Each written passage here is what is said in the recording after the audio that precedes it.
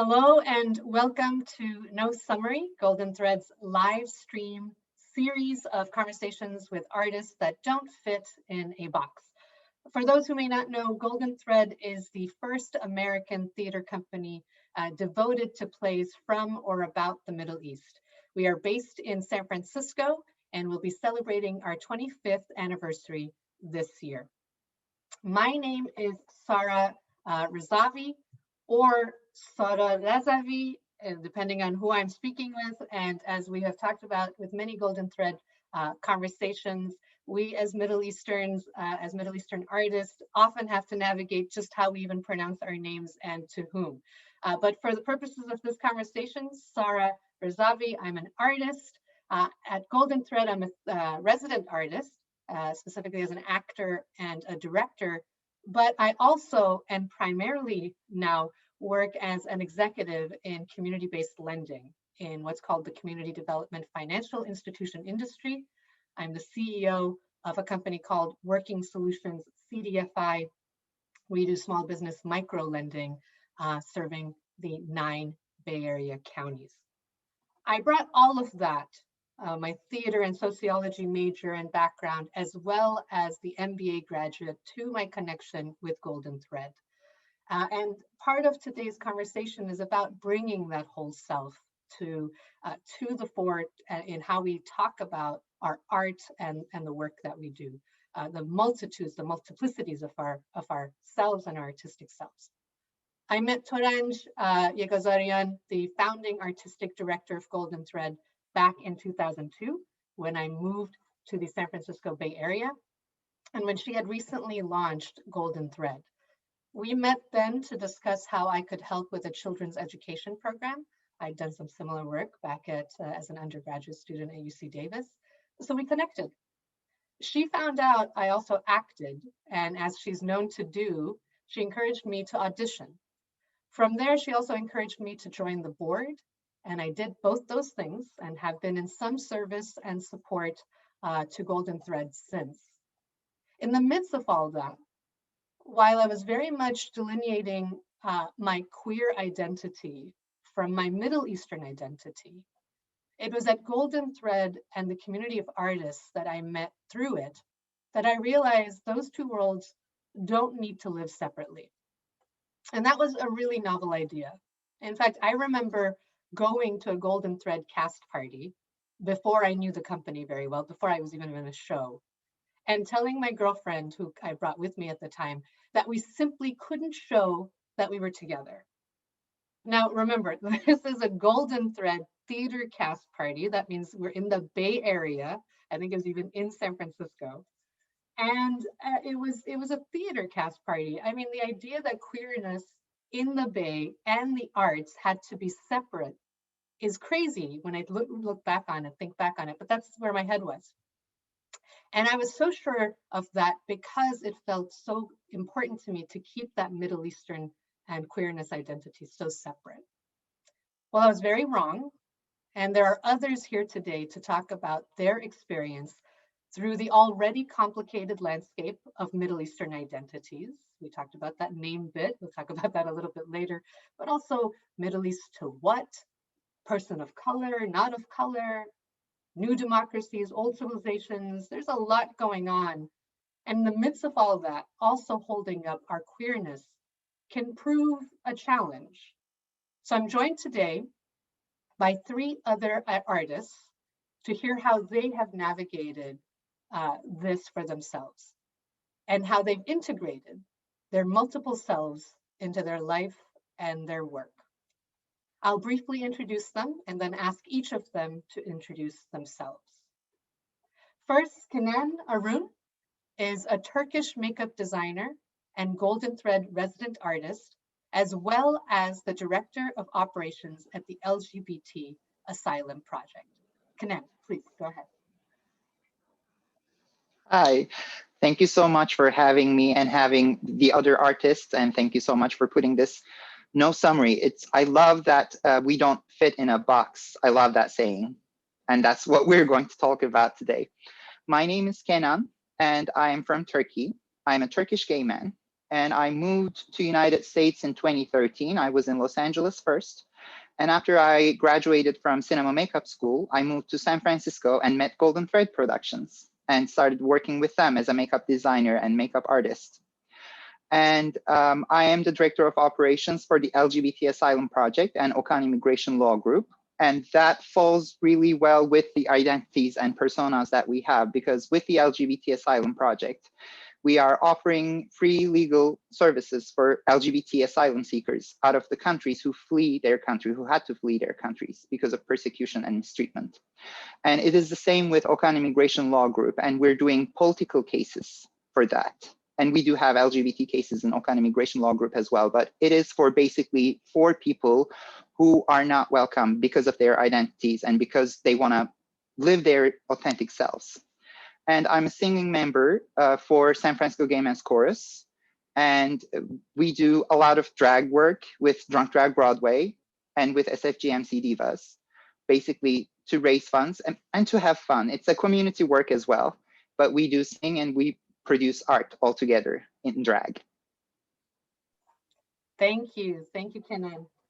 Second, we have Amin El Gamal, who's an Egyptian American actor, active in theater, film, and television.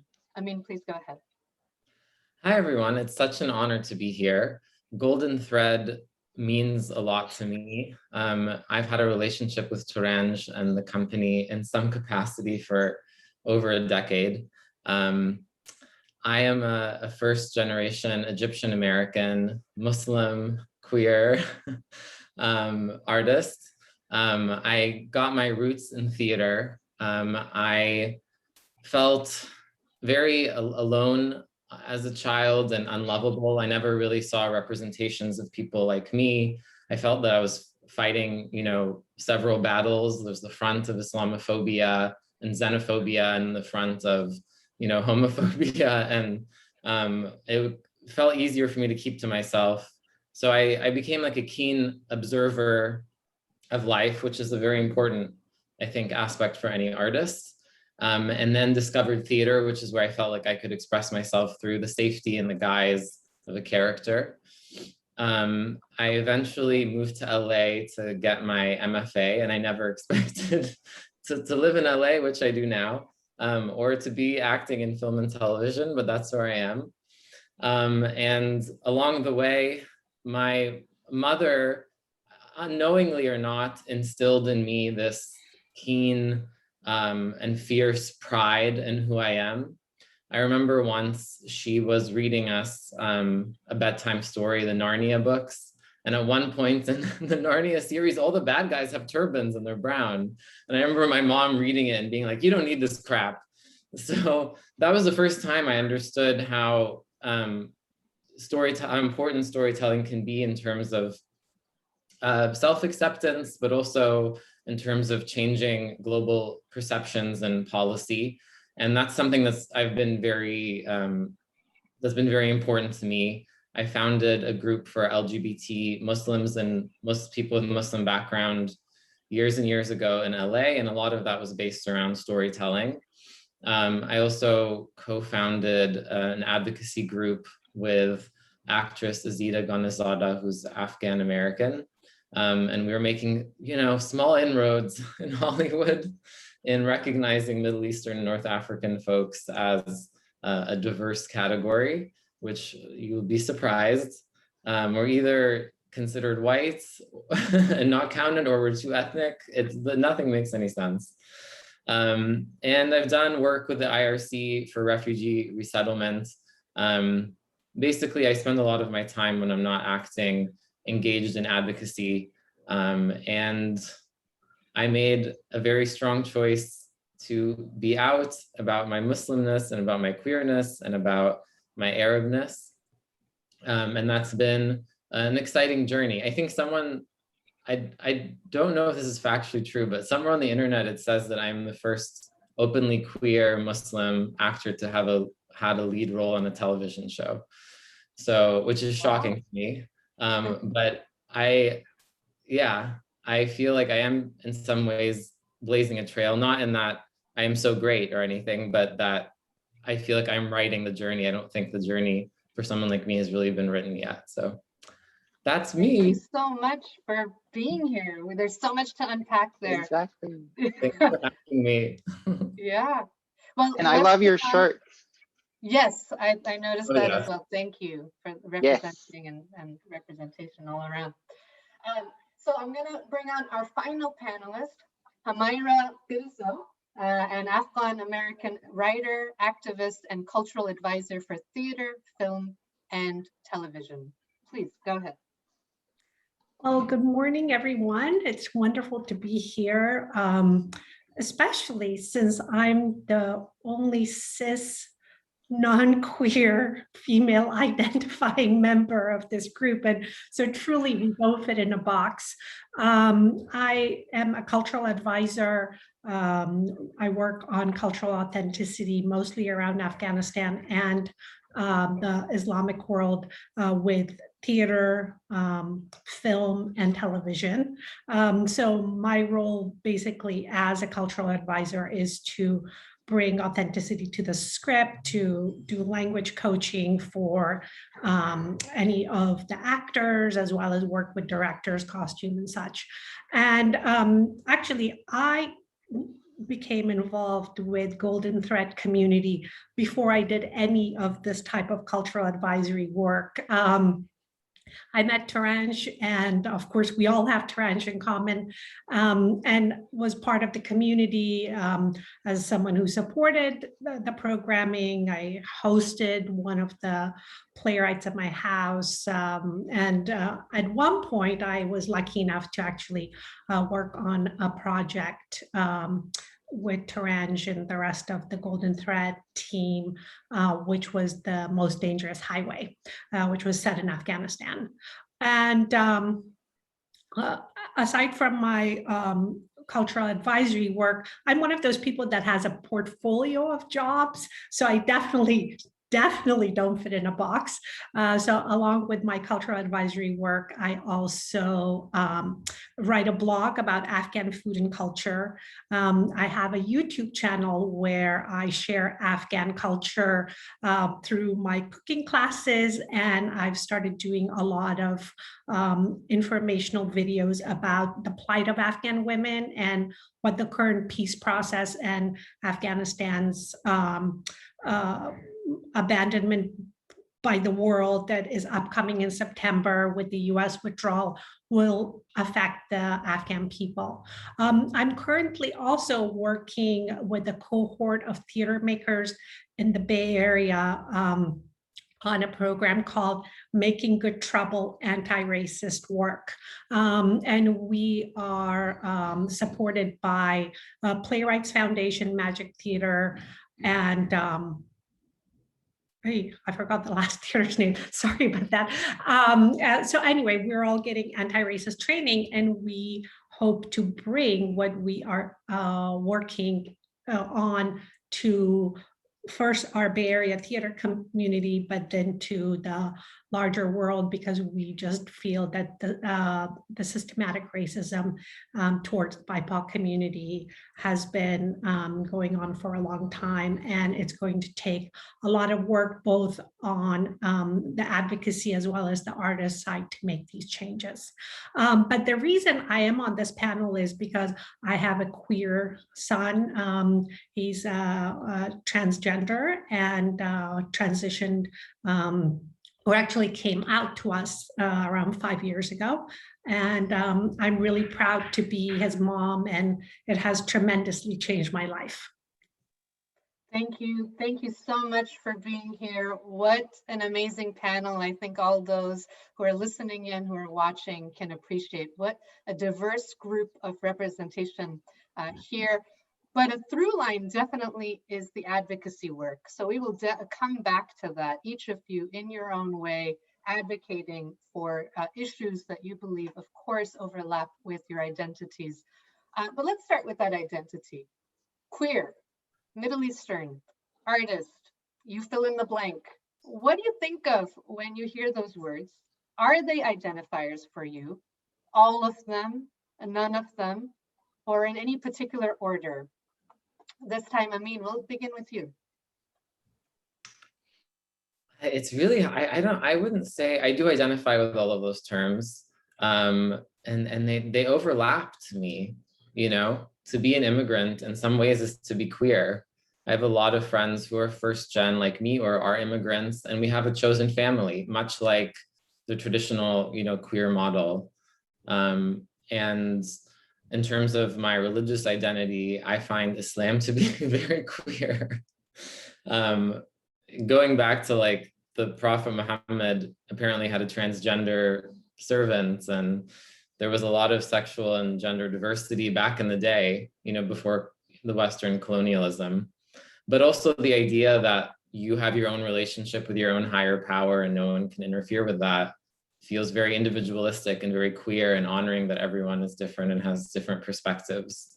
So I see a lot of, I haven't always felt this way. I mean, I think I abandoned a lot of my cultural background when I was first coming out, because I felt like if, you know, if this culture doesn't believe I exist, or if this God says that I'm wrong, then, you know, screw that. It wasn't until after grad school I discovered an organization called Muslims for Progressive Values, and seeing that there was a mosque where women could lead, where they didn't have to wear a, you know, a hijab, where they could, you know, queer people could, you know, kiki in an iftar, you know, on Ramadan. It was like really blew my mind, and I was like, you know, I feel like I felt robbed of my Arabness and my Middle Easternness and my Muslimness. And who has a right to tell me that I am not any of these things because I am a certain way? Yeah. So it was really, it's such a blessing and a privilege to be able to pull from different parts of your identity and be your fullest self. So I find that all of these intersect. I think the fact that I was queer and marginalized because of being queer and because of being Arab and North African and Muslim led to me expressing myself as an artist. You know, that's changed. And now as an artist, I give back with visibility and advocacy. So I find them all so intermeshed. Yeah, that point of feeling robbed if you silo those identities, that definitely resonates. Humaira, I would love to hear your perspective on those identifiers: queer, Middle Eastern, artist, fill in the blank, parent of. Yes. Well, so of course, I first of all, everything that you all are saying is really resonating with me and making me realize that all the work each of us is doing is going to make our children's future better, so you don't feel robbed anymore. I definitely, to be honest with you, I don't identify with any of those, because to me, artist seems like such an elevated thing, and I don't know if I'm an artist, even though I am creative. I'm not queer, and I'm really not Middle Eastern. I'm from Afghanistan, which is in Central Asia. But what I do feel is that I am part of this community of the incredible artists, all of you, and in all of Bay Area and the theater world. And I feel so close to queerness, because there are a lot of people in our community who are, which basically tells me, how could one be normal or accepted and the other one isn't? I mean, if truly God or Allah created us, and then why would any of this be wrong or unacceptable or should be hidden? I fortunately grew up with a brother who is queer, and I feel like he was really the one charting the territory for Afghan queer men, because he was one of the first people that came out publicly, and our family was definitely shunned, and this was, we're talking about like 40 years ago.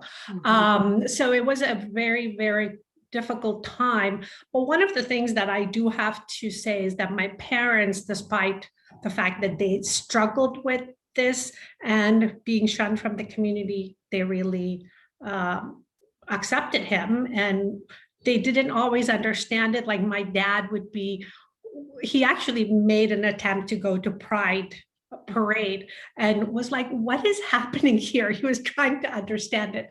So I feel like I was, but I really, in retrospect, appreciated their effort to understand, even though they didn't 100% get it. And I feel like what they passed on to me has affected how I accepted my son and helped him in his journey. Thank you for that. We'll keep talking through that, but want to give Kenan time to respond to the question as well. Again, queer, Middle Eastern artist, you fill in the blanks. What do you find with those words? It is, I mean, I can totally resonate with what Amin and Humaira just said because of having multiple identities. It's like diamond has many facades. So you don't have to be just one thing that's, I mean, you can, but most of the time it's different bubbles, and you basically use what you have with one information in the other one, and they overlap for sure. And I don't necessarily take myself as Muslim. I was raised Muslim, yes, but I basically approach it to more culture than religion. And I like owning up to how we're raised. Like, who says I'm not a Muslim? I mean, I can't say that. It's not somebody else's. Or like Amin said, like, who says I'm not a queer Arab? Because I am here and we do exist. So nobody can rob me off of that. So I like having different personas and identities of multiple facades that we all own up to. Yeah. It's interesting. I grew up in many Iranians, majority are, of course, Muslim, Shia Muslim, but I grew up in a Zoroastrian family who had converted generations back. And it was always hard because, yeah, you go into these spaces, join the Persian group on campus and felt way too queer and not Muslim enough. I was just like, I can't be anywhere quite right, but sitting in theater and finding golden thread. And I joke with Taraj, I don't think I've ever actually represented an Iranian on stage, but I've represented an Afghan, an Egyptian, and so on. It's been so fun to take on the different parts and to let shine, like you're saying, parts that I do know and I recognize, oh yeah, I didn't feel quite 100% part of the majority, but this is what I brought to that minority lens, wherever that was, because there's always that piece of bringing in a different lens, I like that. I'm imagining a diamond, about the different lights piercing through as you move it around, and it's going to shine through in a different way. Beautiful. Thank you all for that general answer. Back to you, Kenan. Makeup and immigration work, as you introduced at the Asylum Center. These sound like very distant from each other. How do you combine them? So they do seem very distant, but they are not actually, because it's all about identities and personas as well. Theater is creating storytelling, as Amin said as well, on stage, and having different characters come to life, and makeup helps that. And the immigration work that I do, it helps people who couldn't survive in a certain environment to leave that behind and start over in a place that they chose to, with a chosen family, chosen society, however you want to say it.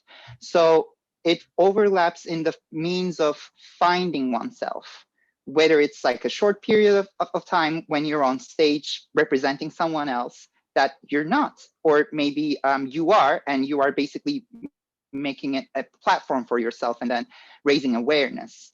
And the immigration work falls under finding your authentic self and living your own truth. And it all comes down to however you live your life in a very microcosmic way becomes advocacy and activism, because you have the right, you give yourself the right to live however you want to live. So I like that they're overlapping. They seem very distant, but they are totally together. Give yourself the right. That's so beautiful. And that goes back to, thank you. That goes back to it. I mean, you'd mentioned, and it's sticking in my head, and I think it's resonated for all of us, this feeling of, in some ways, if we don't, we're robbing ourselves and allowing to be robbed of the multiplicity, the plurality. So thank you for raising that. It's wonderful at a certain age and maybe in the right communities. And I think all of us have been blessed to have this opportunity. You can sit back and say, wait a minute, I don't need to silo all of these. They can live, but it does take having an example, whether, Humaira, it's in your brother's example, or Amin in finding this opportunity in the history books and looking back, or Kenan really thinking about the stories of the refugees and asylum seekers that you speak with, that there's similarity enough and there's diversity enough. And so much and I've found over the years, in the diaspora culture, folks end up wanting so much to tie back to the old world, whatever that old world is, and being so rigid about what it looks like. But when you go back to the home countries, of course there's diversity. You don't have to define being, Turkish or Egyptian or Afghan or Iranian in a certain way. You can be a punk rock star Iranian and nobody's going to blink an eye because, there's others around you. So I hope that's what's coming through. That's certainly what I'm hearing a lot from everything you guys are saying. Let's talk about you and your responsibility, if any, as an American artist who is queer and of Mina descent. What you said, you have found out you might have been one of the first openly queer Muslim men actors represent, that's a lot of identifiers ahead. Yeah. But how do you carry that? It kind of boggles the mind, because I think this show I did in like 2017, and I was like, how is this possible?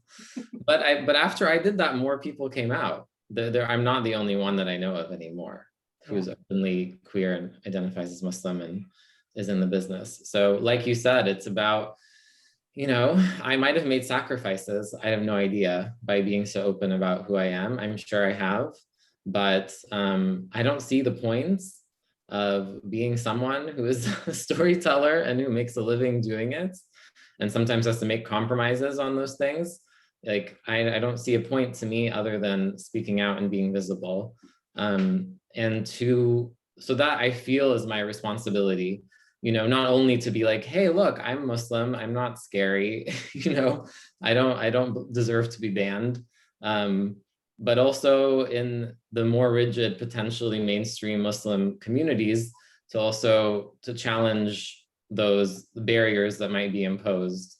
An important example of that, I think, is a film I did recently that's called Breaking Fast, that opened earlier this year.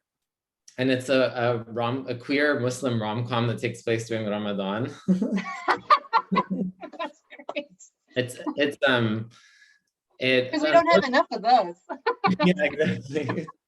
And I play the kind of funny best friend with a twist. But I initially, when I first saw the script, I was sort of like, well, I don't know, this doesn't seem very radical. This is like a, page by page, it's a rom-com. This is so like, frothy and silly. And I sort of reluctantly went into it. And I was so wrong, because the movie came out, unfortunately, it couldn't have a theatrical release because of COVID, but it's available for rent. And hopefully it'll be streaming on some platform soon. It's a VOD right now. But the response that we've gotten has been incredible all over the world. Even though it's not technically released in other countries, people are contacting me. I had a family member who came out to me. It's been very difficult. I mean, my family is progressive and supportive, but they're also Muslim Egyptian immigrants, and it's been a really difficult negotiation for this person. And watching the movie made them comfortable enough to come out to me, which was very special. And I just keep hearing all these stories about how a movie that is a rom-com that sets up an ideal about who is worthy of love and centers queer, POC, Mina love. However entertaining and silly and funny it might be, in a way that kind of makes it subversive. And I've also heard other stories for people who have a hunger for authentic Middle Eastern content, and like Arab culture is very prevalent in this movie. So they come to the movie for that, wanting to see themselves represented. And then they end up coming away with this sort of opening their minds about queer Muslims, and it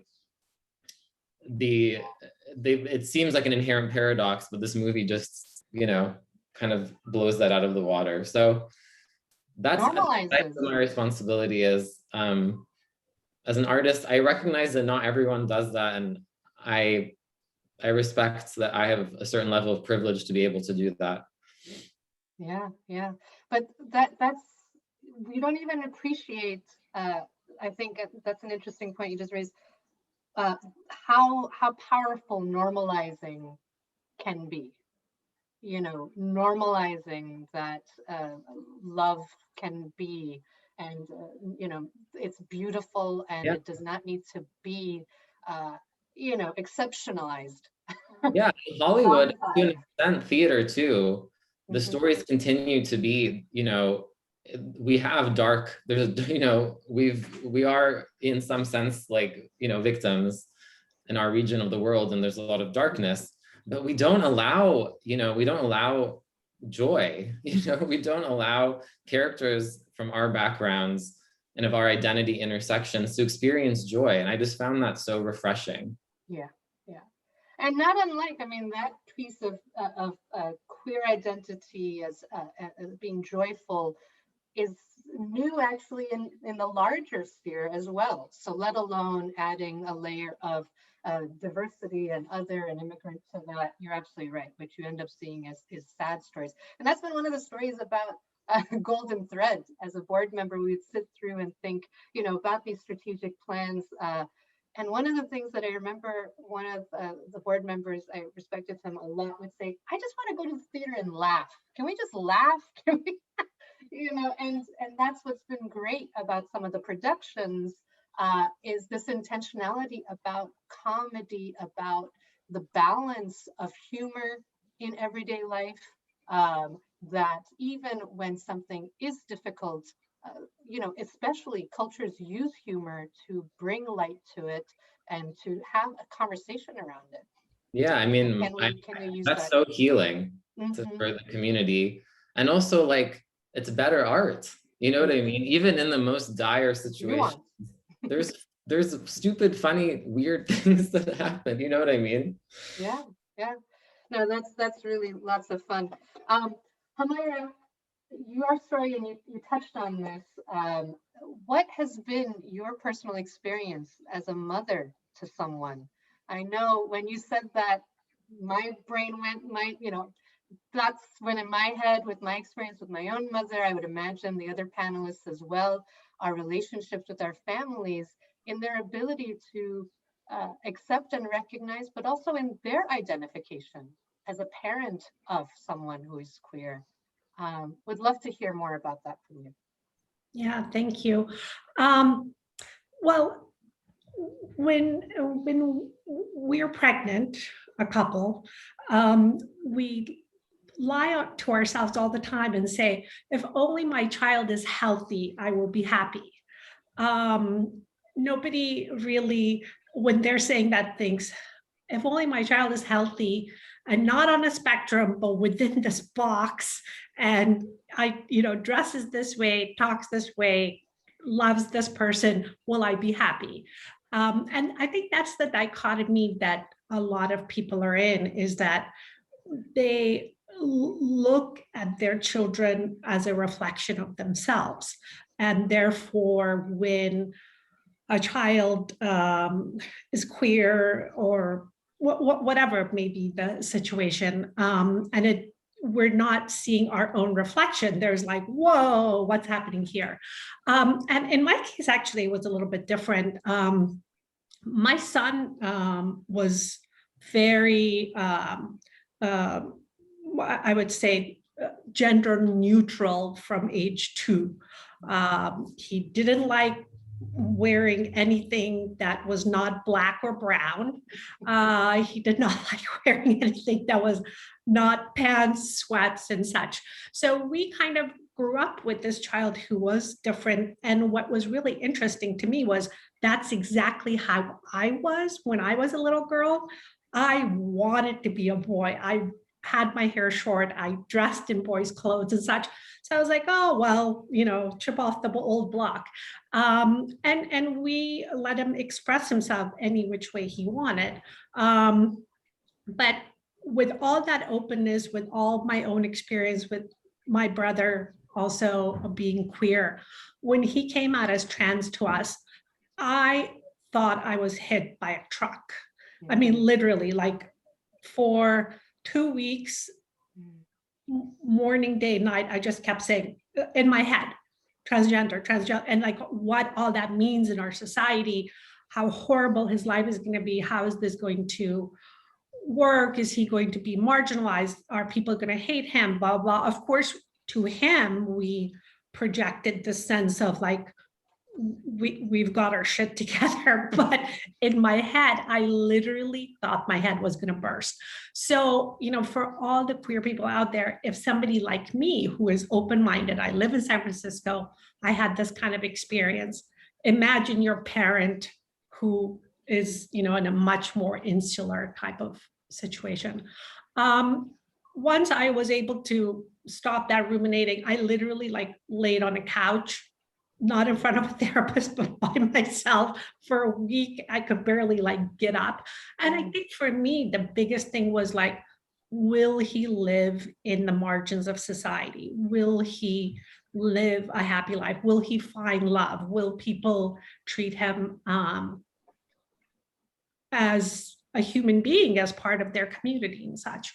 And of course, over time, and that's what one of the most amazing things about human beings are, we hopefully adapt and accept and such. Thankfully, my husband and I and our daughter were all on the same page, and we just put everything behind supporting him. And my family came on board very quickly. My mom, my aunts, they were just like, yeah, what's the big deal? Especially since the transition was from female to male. That's definitely a thing in our community. If it was reversed, I think it would have been a little bit harder.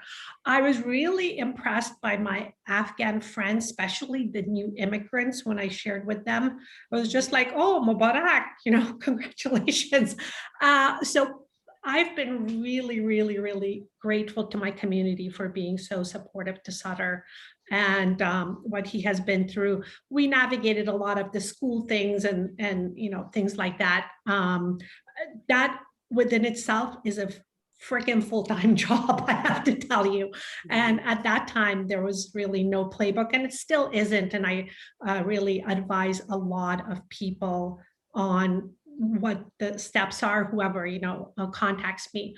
But one of the things it has done for me is that I have become a much more empathetic, open-minded person who's able to think about a situation from many facets than just one way. And I'm so grateful that my son is such a strong person who is able to stand and be proud. He's a very introverted person, so he's not always running around, showing his queerness. But one of the things that I want to share with our community is, please don't hide these things. Because what happens is, when I feel that when you hide this kind of information, not only are you damaging yourself, because that information is going to eventually become an ulcer inside you, but you are communicating to your child, cousin, brother, whatever, that you're ashamed of them somehow. And that is very, very detrimental. And that's one of the things my husband and I decided at the beginning, is that we're going to send one blanket email explaining what has happened. and owning our own story. Because if you don't own your story, then there's going to be all kinds of stories out there. And I know it's part of our culture to hide things and, and say to this person, not that person, blah, blah, blah. Just own your story, tell it as it is, and then you are the one that is managing your narrative. Totally. I love that. Own your story, own your narrative. Go ahead. Thank you, Humaira, for not hiding a major approach as well when you were talking about not hiding yourself and acknowledging the fact that it would have been much different if it was from male to female. That's something that had to be addressed. And thank you so much for saying that out loud. You're welcome. Yeah. I want to pause just for a moment. There's never quite the right time, but for those who are just joining us, just a reminder, this is No Summary, Golden Threads live stream series of conversations with artists that don't fit in a box.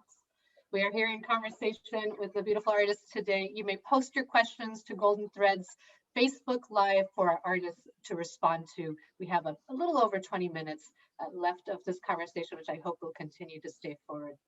But yeah, I want to pick up on a couple of things that were just said by Humaira. One, that this point about the female to male, Kenan, you just raised that as well. Certainly, similarly, queer identities sometimes more acceptable with lesbian, those identifying as lesbian versus gay, what's accepted. We've heard some of that as well. But so much of it comes down to shame, internalized shame and fear. And, as a parent myself, and as I've gotten older, you have these moments of like, oh yeah, they don't know everything. so that reaction they had right away was a very human and not all-knowing reaction. And so yeah, in my own experience, a very open-minded, very liberal upbringing. And yet when I came out to my mother now over 25 years ago, her immediate response had been, it's a phase, keep it in the family, don't mention it to anybody.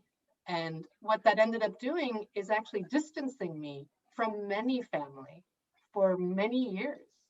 And I remember I was in a car driving with a cousin. We were going to a wedding and she just casually was like, so you got any boyfriends you want to tell me about? And I said, no. And she's like, girlfriends? And she was so casual about it. And my mom was in the car and I remember looking right away to my mom like, can I tell her? And my mom just like tightened up and I thought, well, I guess not. But I think, I think that's why it just resonated as well. Family will surprise you. Extended family will surprise you in ways because there are some things that are very clear in the love that's shared in the nuclear family that's really stemmed from fear and concern. But the extended family can really participate more in the joy of things and so grateful for them as well. So a couple more questions back to you, Kenan. What do you do? This question, what do you do to give back to the community? You and I had talked about these beforehand. I feel like you give a lot to the community in every work that you do, but can you as we all do, yeah. I like having a platform, especially with Golden Thread, and I want to highlight that like, because I'm a makeup designer and makeup in theater is not really mentioned that much. It always falls under costumes. You guys worked on a project together, the Most Dangerous Highway. We did. Right? You did yes. that amazing makeup. Exactly. Yeah, tell us more about that too. So with Golden Thread, I'm using that platform to basically for political place to have the visibility and raising awareness, that's for sure. And having Humaira, when we were doing the Most Dangerous Highway, I was like, I asked the simplest questions possible, going, so do I have to do like a really bold eye makeup to this character? And she said, no, she's in hiding. So we're not doing that. Let's keep her simple like that. So it follows the narrative as well. So, and having a cultural consultant with you is perfect. Yeah. And in addition to my work with the San Francisco Gay Men's Chorus, I'm a singing member, but it's a community for, again, raising awareness on identities, diversity, however you want to say it. And we have multiple programs, especially the one that I really enjoy is Rhythm. It's reaching youth through music. And we are having assemblies. I mean, before COVID, it was in person. We were showing up to the schools and then singing about coming out, identities, multiple things with songs blended in between. It was a very short, like 30-minute concert. We started doing that online as we are speaking. Actually, there's one going on over Zoom with the chorus. I'm so happy to do that. And I also do with SFG MC Divas, I'm using my makeup for drag. And I want to add something here, because I don't want to shave when I'm in drag. I basically keep my beard. And one of my friends ended up telling me, oh, like, I really like that you're keeping it androgynous and then non-binary. I'm like, no, I'm just lazy. But I like that. But I like how it's seen, that I was just like, I would go for that. And I totally didn't. I'm telling it to everyone. And I like, it's basically, this is what I'm doing is applicable to all of us. And I want to highlight something Toran says all the time. It takes a village to raise a kid. And it takes a village for us to do what we do. We have multiple aspects that we're bringing together and forming something out of that and putting it on our platforms to speak up, to raise awareness, not hiding, as Humaira said. We're sharing our stories so that there is a bold story for someone to look up to, or like however they want to approach it. Yeah.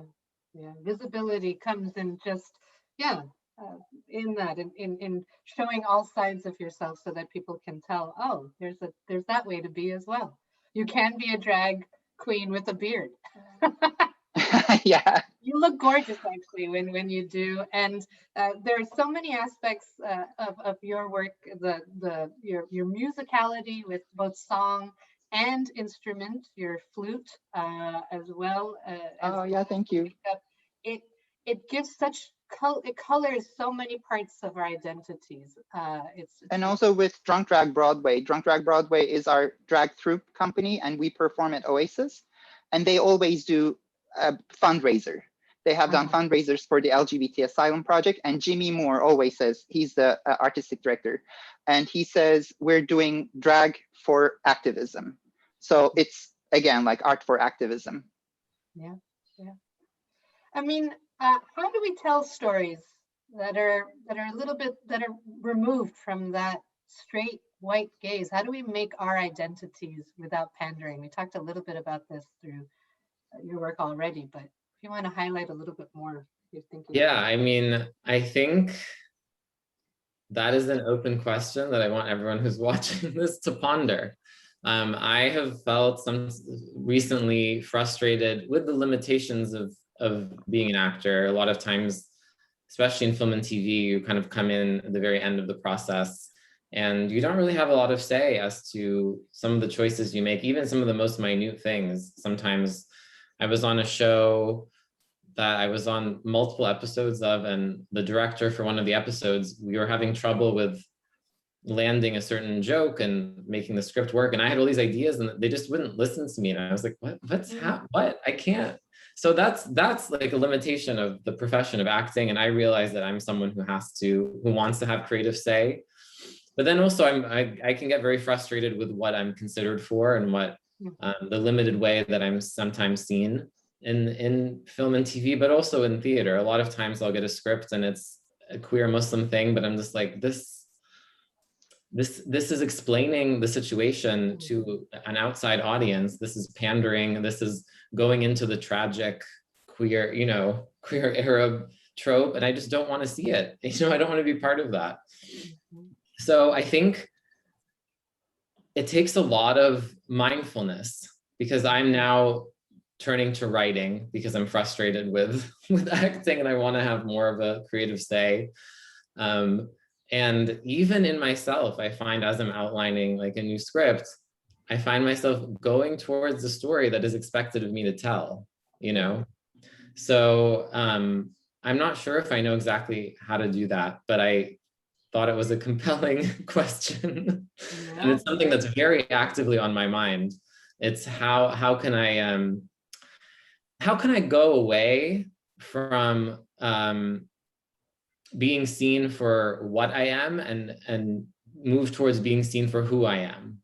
You know, the privilege that a white actor has, or a white storyteller has, of just examining the human experience versus having to do it through this, like, let me explain the culture, and then also let me do this, and then let me, you know, fall into this thing where I have to lean on identity or whatever. Taranj said, what about Drowning in Cairo? Yeah. Drowning in Cairo was good, was special because it was an experience. It was about a raid in Egypt on a gay party boat, and how that ruined people's lives. And I think that is a true story, and it's important to examine. And I think that story has not been told, and there's not a lot of awareness about that. At the same time, too, I want to see a diversity of stories that's not giving fuel to demonize the Middle East for being homophobic, another reason to, you know, dehumanize that region. And also, I just want to see stories that are not necessarily tragic. Yeah. Like, there's a lot of people in Egypt who have vibrant gay lives. I mean, they live in danger, that's real, but they have underground lives that are vibrant, and, you know, they figure out how to make it work. So I'd love to see that play too, you know? Yeah, well, again, the nuance, learning and living in the nuance. But you know, in theater, in any work of art, it's a moment in time that you're telling, even if it expands multiple years or generations. So, you know, and the most effective art does hone in on a feeling, a story, a specificity, and then allows interpretation. So when you are representing, you know, any kind of minority experience, it can feel so frustrating because you're trying to hone in on that moment, and then you go, but there's so much more to say. There's so many moments, but, you know, and that's, I think, anybody who is other than white male, whenever they're producing anything, it becomes either a woman's story or a, you know, queer story, and immediately triggers a perception for people. It's a Middle Eastern story. Oh, it's going to be about war. It's going to be about conflict.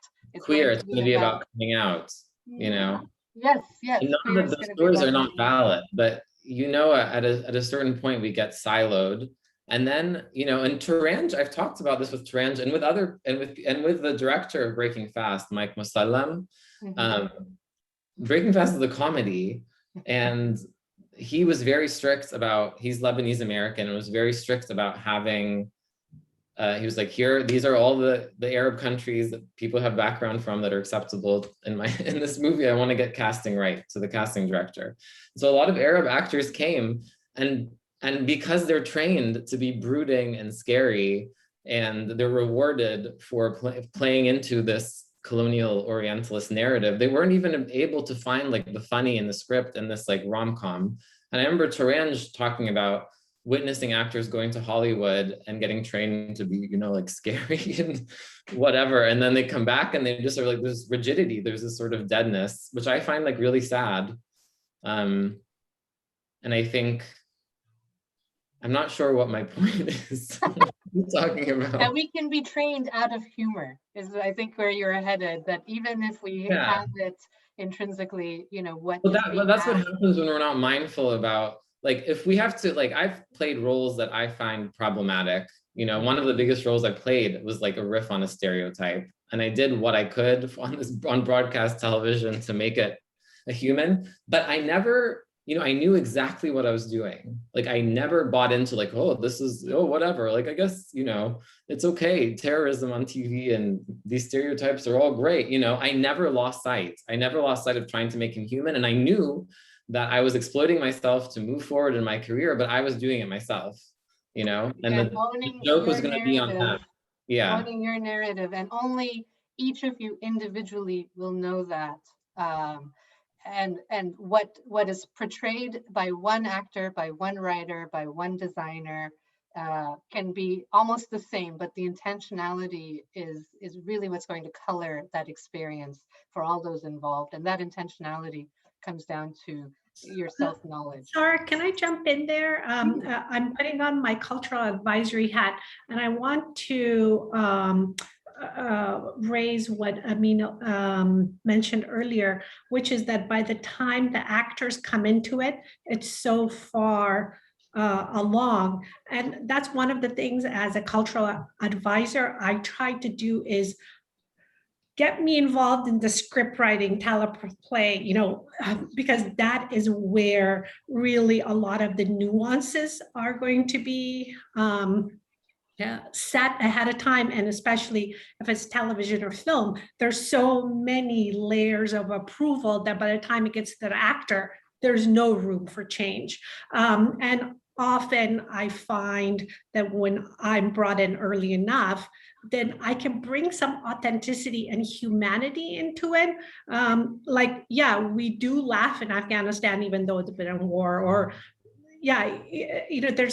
there are so many things that just attributed directly to certain cultures that can't be, that's continually replicated, but you can mitigate it at the level when they're filming. It's too late. Yeah. Yeah, you're totally right. We could keep talking, yeah, guys, but unfortunately, we have come to the end of our time together. I want to thank our guests today, Kenan Arun, Amin El Gamal, and Humaira Ghilzai. Thank you all so much for your time. And I'd like to also thank HowlRound for hosting this live stream event. A recording of this session will be available both on HowlRound and on Golden Thread's websites. Many thanks to our live stream technician, Wendy Reyes and Chris Steele, for managing the live stream on Golden Thread's Facebook page. And thanks to all of you for joining us today. Again, we could have spoken a lot longer. We were just getting into it. I was just brewing the tea, so we were about to get down. But thank you from the bottom of our hearts. Really, this conversation about just naming it. There are queers in our communities. Our communities are diverse, and we welcome these stories just as much as we welcome any of the stories that make up the plethora, the diversity of the Middle East and the regions surrounding it. So thank you again for everybody for your time. And with that, bye-bye. Bye, thank you. Bye. Thank you for you.